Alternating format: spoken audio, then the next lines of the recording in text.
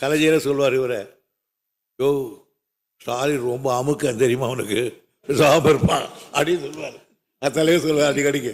அவன் அழகிரி படப்படா பேசுவான், ஐயா இவன் சரியான அமுக்குன்னுவார். இன்று சட்டப்பேரவையில் பேசிய அமைச்சர் துரைமுருகன் முதல்வர் ஸ்டாலினை கலாய்த்து பேசியுள்ளது அமைச்சரவையில் சிரிப்பலையை ஏற்படுத்தியுள்ளது.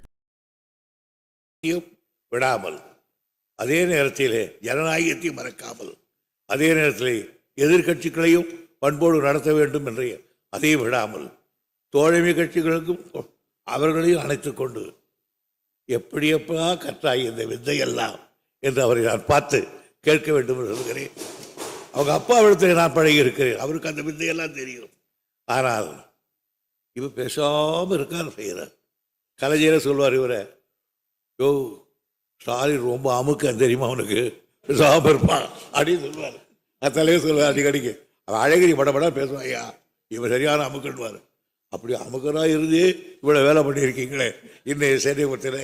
எனவே நீங்கள் தான் உட்காந்து பேசி தான் இந்த சட்டமன்றம் கிடைச்சிது. நான் ஒருத்தர் தான் உழுந்து சட்டமன்றத்தில் மரியாதை இருக்கிறேன். சபாநாயகர் அவர்களே, உங்களுக்கு நான் பரிப்படுத்திருக்கேன். இதில் ரொம்ப மாட்டிக்கிட்டவர் நீங்கள் தான். இருந்தாலும் கோபம் வந்தாலும் அப்படி தான் சில நேரத்தில் வரும். சில நேரத்தில் அந்த பொய் கோபம் நீங்கள் பார்த்தீங்கன்னா தளவாய்க்கு கையை தூக்குனா கொடுக்கவே மாட்டார். ஆனால் வந்துட்டு அப்போ சொந்தக்கார மாதிரி பேசிக்கிட்டு இருப்பார். அதனால் இப்போ கூட சாயந்தரத்தில் வேலுமணி அவர்கள் பேசினார்.